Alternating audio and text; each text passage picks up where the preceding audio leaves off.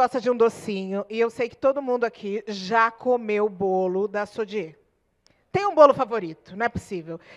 Teve uma época da minha vida que eu entrava na Sodier desesperada para comer o bolo de doce de leite, camada de doce de leite, com camada de leite ninho e nozes. Ai, gente, eu não quero nem lembrar quantos quilos eu engordei nessa época. Deixa para lá, eu continuava me achando linda. É isso, já me deu até água na boca só de pensar no bolo da Sodier. E a nossa próxima convidada é essa mulher que ama um docinho. E aí o que ela faz vai muito além de deixar a gente feliz com as sobremesas.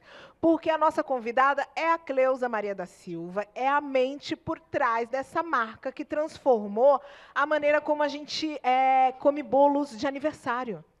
Antes a gente muitas vezes encomendava um bolo muito tempo atrás, muitas horas atrás, não sei o quê. Agora tem um aniversário de um colega ali, dá para correr rapidinho ali na Sodier e comprar um bolinho pequeno, um bolinho grande, cara. Essa mulher, ela não só criou bolos deliciosos, mas ela veio para mostrar que é possível se destacar num mercado que parecia que já tinha tudo, que já estava pronto, que já tinha inovado de tudo. Aí ela foi lá e falou: meu bem, vocês não sabem de nada, eu sei escalar. E aí ela veio hoje aqui e ela vai subir no palco para contar a história dela. Ela vai contar como ela fez crescer, como ela se reinventou, como ela encontrou um diferencial para fazer algo que muita gente já fazia. Cleusa, por favor, o palco é seu.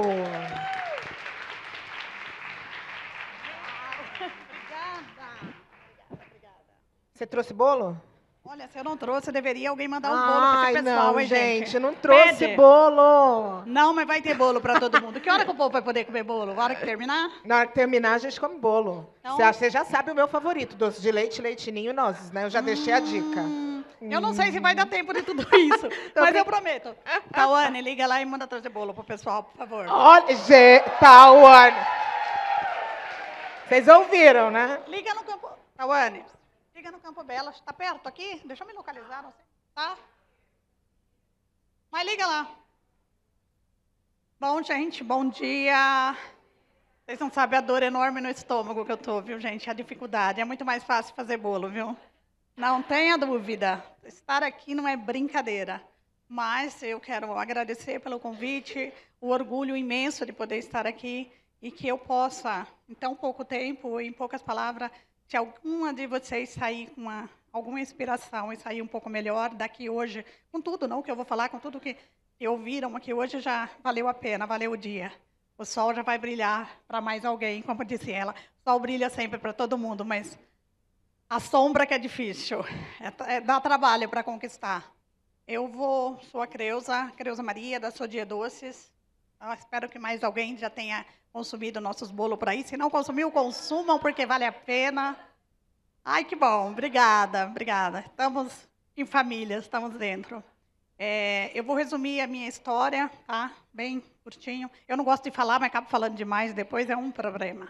Mas a minha história começa, eu venho de uma família muito pobre. Eu sou a terceira geração de boias frias. Para quem não sabe o que é boia fria, é gente que faz um almoço às 4 da manhã e vai comer 1 hora da tarde e não está frio, está gelado. Mas meus avós eram boia fria, cortavam cana, carpinavam, faziam tudo. Meus pais também, né? Minha mãe. E eu, que já seria a terceira da família. E a gente, quando acha que a vida que é ruim não pode piorar, a minha só ia ladeira abaixo. Com 13 anos, que a gente morava num sítio, minha mãe com 10 filhos, eu sou a terceira, né? E era um trauma, porque todo ano chegava uma criança em casa e eu não sabia de onde vinha aquela criança, mas sabia que eu tinha que cuidar. E minha mãe levantava de manhã para trabalhar com meu pai, mas um certo dia meu pai faleceu num acidente. Em poucas horas eu perdi meu pai. Nosso patrão nos mandou embora, não interessava para ele uma mulher com 10 filhos. É o que as mulheres sofrem, né? Todos os dias. A mulher, ela é mãe, ela tem que cuidar do filho, é dever de pai e mãe, mas acaba sempre recaindo muito em cima da mãe. E minha mãe, por todas as dificuldades, ficou lá com 10 filhos, vem para a casa dos meus avós para morar em 2 cômodos, um quarto e uma cozinha, uma cama e uma beliche, onde a gente dormia, eu não sei muito bem como, mas a gente sobrevivia. E de manhã minha mãe saía com todas as crianças para trabalhar, E eu sempre ficava pensando naquela vida tão difícil e imaginando se não havia alguma coisa melhor do que aquilo. Mas, do outro lado, eu olhava para minha mãe e via minha mãe feliz. Minha mãe não reclamava de nada, meus irmãos estavam tudo bem, as pessoas à nossa volta também. Nunca vi ninguém questionar nada daquela vida tão difícil que tinha. Mas eu sempre questionava a minha mãe e falei, eu acho que eu não faço parte dessa família. A senhora deve ter me pegado em algum lugar. Alguém me deixou no cantinho e a senhora me pegou, porque não é possível.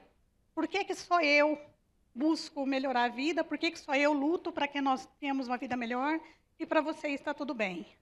Mas eu não desisti. Eu continuei lutando. E um dia meu tio chega na minha casa da minha mãe e pede para que ela doe uma criança para ajudar. Minha mãe falou, meus filhos não são cachorro, não vou doar nenhum. Só que eu ouvi, nessa época eu já estava com 16 anos, já estava há 4 anos trabalhando lá com a minha mãe, cortando cana e tomando picada de abelha e tomando sol e chuva. Não era nada fácil, mas também não é assim de vítima, não. A vida não era o fim do mundo. Quando a gente só conhece um tipo de vida e acha que não pode ter outra, esse é o grande mal, né, de gerações, é achar que aquilo está bom. Mas, apesar de estar bom, podia ser melhor. E só seria melhor se alguém tivesse a coragem de dar um passo à frente. E como eu não via ninguém dando, vou eu dar esse passo. Então, levantei e falei para o meu tio, eu quero sim ir para São Paulo. Estava já em Salto, uma cidade a 100 quilômetros daqui. Minha mãe ficou assustada. Eu nem sabia São Paulo, não sabia nem falar. E meu tio veio embora, me deixou o dinheiro da passagem. Eu tomei um ônibus sozinha e vim. Cheguei perdida nessa cidade. Tomei um perdido geral. Tomei um ônibus no Largo da Batata, que eu nunca mais fui lá. E não sei nem onde fica de novo. Está pertinho aqui também. Estou voltando às raízes. Passei o ponto que eu deveria descer, de repente eu falei com o motorista, chegou o ponto final, só estava eu encolhida lá dentro do ônibus, e ele falou, você não vai descer? Eu falei, mas eu tenho que descer em tal ponto. Ele falou, seu ponto já ficou. Eu falei, eu não tenho dinheiro para voltar. Ele falou assim, eu te levo de volta, sempre tem anjos na nossa vida por aí, né? Basta a gente olhar e enxergá-los. Eu volto, ele me traz e deixa eu onde eu deveria ficar. Eu ligo para o meu tio, falo para ele o que tinha acontecido, ele vai me buscar, isso acho que num sábado, na segunda eu já começo a trabalhar de empregada doméstica em Pinheiros, que não deve estar muito longe daqui também, numa casa de uma pessoa riquíssima, onde tinha 3 pessoas, 3 donos, uma senhora, um marido e 2 filhos, eram 4, mas tinha 9 funcionários. E meu cargo era arrumadeira, entre todas as pessoas que tinha na casa. E lá eu tenho um choque de realidade. Eu vim da onde um sabonete tinha que dar por mês, onde eu via caixas de tudo. Tudo era muito. E aquilo me assustou, mas, ao mesmo tempo, talvez estava mais perto do mundo que eu sonhava de alguma forma. Só que eu fiquei assustada, mas não, e também indignada, mas não revoltada. Eu já comecei a pensar, e me incomodava muito tinha um sininho, eu acho que eu ouço esse sino até hoje na minha cabeça, que ela tocava o sininho para que eu levasse café para ela, tudo de prata e ouro, e tudo que vocês podem imaginar, os talheres era de ouro, e era de prata, e a xícara era de ouro. E eu falei que eu ainda sinto o cheiro do suco de laranja que eu vi pela primeira vez na vida, porque no sítio a gente chupava laranja, a gente nem fazia suco. E eu nunca dava um copo de suco de laranja para a gente, tinha que fazer só para eles. Eu falei que às vezes ser rico e a miséria caminha lado a lado com o ser humano também, né? Não sei para que isso também. Mas era o que tinha. E eu levava, e eu voltava. Eu descia a escada e ela descia atrás de mim. Eu tinha que descer com a bandeja e subir para arrumar a cama dela e lavar o banheiro. E eu pensava, por que ela não pode levar a bandeja dela? Por que eu tenho que descer? Não reclamava, mas pensava. Aí, na hora do almoço, eu tinha que ficar com as 2 mãos para trás. Aí, terminava o suco, eu colocava. Terminava o copo de água, eu colocava. E eu pensava, por que eles não colocam água no copo? Meu Deus, custa. Por que eu tenho que fazer isso? Mas colocava, eu estava sendo paga para isso. Mas eu pensei, eu não vou passar a minha vida inteira servindo ninguém. Eu vou buscar um caminho. Aí um dia chamei ela, eu tinha feito até a 4ª série, e eu pedi para ela se eu podia estudar, se ela me liberava, porque eu pousava no emprego, se eu podia sair mais cedo, ela me liberou. E eu comecei a fazer, eu tinha feito até a 4ª série, eu fiz 5ª e 6ª, 7ª e 8ª, e continuei trabalhando. Eu ia para a casa dos meus tios, eu ganhava um salário mínimo, mandava para minha mãe, para ajudar a sustentar meus irmãos. Eu não ficava com absolutamente nada.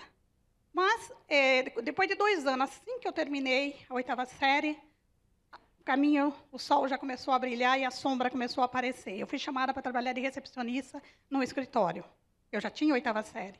Então, eu fui aqui em São Paulo mesmo. Eu comecei, dia de sábado, eu ia no Mercadão, e eu comecei a trabalhar de balconista no Mercadão, ali num açougue que tinha ali. Eu comecei, no domingo eu trabalhava de segunda a sábado com ela, tinha folga a cada 15 dias, e mesmo essa folga eu ia para o Mercadão trabalhar para ganhar mais um pouquinho e para continuar ajudando a minha mãe. Quando eu saio, depois peço a conta, ela me manda embora e eu vou trabalhar de recepcionista, que já era meu sonho naquela época, ser telefonista. Ser aeromoça era um negócio absurdo, né? Hoje é meu grande trauma andar de avião, né? Mas eu sonhava, sim, em ser aeromoça, e eu sonhava em ser telefonista, e ser recepcionista, para mim, foi um dos grandes luxos que eu podia ter. Mas era muito bom, eu já tinha dado um passo. Nada contra a empregada doméstica, porque todo trabalho é digno, mas Nossa, alguém falou. Todo trabalho que você dá um passo à frente, ele te leva a lugares mais altos. Então, eu continuei essa caminhada, e de empregada doméstica a recepcionista, de recepcionista a trabalhar numa grande empresa, de uma empresa a vir fazer uma terceirização e vir para um lugar menor, e desse lugar menor a começar a fazer bolos. Então, eu comecei um dia, minha patroa me chama para fazer um bolo para ela, e desse bolo ela me incentiva a começar a fazer o que ela fazia. Eu volto a trabalhar durante o dia, preparada, com um filho, e fazer bolo à noite e de madrugada. Eu passei 2 anos fazendo isso, até que um dia eu pedi a ela que me mandasse embora, e abri um CNPJ em 20 metros quadrados, e trabalhei durante 5 anos, sem folgar um único dia, de domingo a domingo. Aliás, que não tinha domingo. Depois de 5 anos, um domingo eu fiquei em casa, e eu não sabia o que fazer com o meu tempo, de tanto que eu passei trabalhando. E eu nunca, por nenhum momento, me questionei, e por muitas vezes eu trabalhava o mês inteiro e mal tinha dinheiro para pagar a energia ou para comprar o produto. Mas eu não diria que eu tinha um sonho de chegar onde eu cheguei, porque eu estaria mentindo. Mas eu tinha um sonho de comprar uma casa para minha mãe, eu era obcecada por ter uma casa, e essas coisas foram se realizando com o tempo. Depois de 10 anos veio a franquia, e eu continuei o meu trabalho. Eu trabalho muito até hoje. Às vezes as pessoas pensam que eu não trabalho, mas eu trabalho muito. Não é fácil ser empreendedora. Então, eu continuei. Eu sou uma pessoa, uma autocrítica sobre mim mesma, obcecada por resultado, e só chega em algum lugar quem quer chegar. Eu sempre ouço alguém que sempre, frases que diz, né, e é muito verdadeiro, quando você está numa encruzilhada e você não sabe para onde ir, qualquer lugar que você chegar está bom. Mas se você está em algum lugar e você sabe onde você quer chegar, você não vai escolher qualquer um. Você vai mirar um caminho que você quer e você vai chegar lá. Mas você tem que ter certeza que você quer chegar lá. E não vai chegar lá facilmente, não. Vai chegar lá com muita, muita dificuldade. No meu caso, cada desafio, cada vez que a vida me disse não, eu me tornei mais forte. Eu, com 74 lojas, por exemplo, eu perdi os direitos da minha marca. Então, chegou um dia que eu fiquei desesperada e as pessoas falavam, e agora? Eu falei, e agora? Nós vamos dar a volta por cima. E eu cheguei lá, contratei uma consultoria, cheguei no meu franqueado e falei, nós somos uma marca importante, mas você tem que ser mais do que uma marca. Eu tenho um bom produto, eu cheguei até aqui e eu não vou parar. Eu novamente passei 3 anos no negativo, assumi uma dívida de mais de 3 milhões na época e troquei a marca, que era Sensações Doce, por Sodie Doces, que é o nome dos meus filhos, que é Sou de Sofia e Die de Diego. E Deus sempre escreve certo por linhas tortas, e isso é verdade. E, de repente, a empresa que começou para tirar a minha mãe da vida dura, para dar uma vida melhor para o meu filho, fecha o elo com o nome dos meus 2 filhos. Então, assim, gente, se eu tivesse desistido lá atrás, se no final do mês, quando não sobrou dinheiro, eu falasse, pô, vamos parar. Eu já vi tanta gente na minha caminhada desistir em 6 meses. Desistir porque no final do mês não sobrou dinheiro para pagar aluguel. Ou desistir porque acha que entrou R$100 no caixa e eu posso gastar 80. Eu falei que meus pais não me deixaram absolutamente nada. Mas meu pai deixava uma frase que ele sempre falava, quem gasta mais do que ganha, gasta o brio e a vergonha. Não gaste o que você não tem. Viva como você pode. Se você pode comprar algo caro, compre. Mas se você não pode, não vá lá parcelar em 10 vezes, se não é necessário. Não faça nada para que o que os outros vejam que você tem. Faça, conquiste, porque quando você conquista alguma coisa e você tem lá na frente, tudo bem, não tem problema. Hoje eu posso ter um tênis de marca, hoje eu posso ter uma bolsa de marca, mas eu levei 20 anos para comprar. Eu lembro que quando eu fui em Orlando a primeira vez, que hoje a gente tem 2 Sodier em Orlando, eu vi um tênis da Gucci dentro de uma caixa de vidro, e eu levei 5 anos para comprar um tênis da Gucci. Eu já era uma empresária, e já era bem de sucesso, mas não cabia ainda no meu bolso. Eu olhava para aquele tênis e falava, meu Deus, será que um dia eu vou comprar um tênis desse? Por pura besteira, eu acho que tudo é vaidade, na verdade, né? Bom ter, mas muita coisa é pura vaidade. E eu fiquei olhando. Gente, graças a Deus, hoje eu tenho várias, já dei de presente vários também, mas eu não me iludi. E eu vejo que as pessoas se iludem, então eu queria dizer para vocês que é muito bom ser empreendedor, sabe? É tão bonito ver todas essas mulheres aí. E um dia eu estava lá atrás. Imagina, eu nunca imaginei que um dia eu pudesse. O ano passado eu ganhei como empreendedora do ano. Eu fui representar o Brasil em Mônaco. Eu vi a bandeira do nosso país num painel enorme. Eu chorei, porque é difícil, gente, não é fácil. E saber quanto nós podemos ir longe, gente. Quanto você pode... nós não temos ideia de onde a gente pode chegar. Nós precisamos acreditar mais em nós. Nós precisamos falar para as pessoas todos os dias. Não se conforme com a vida que tem. Não seja dependente de ajuda de ninguém.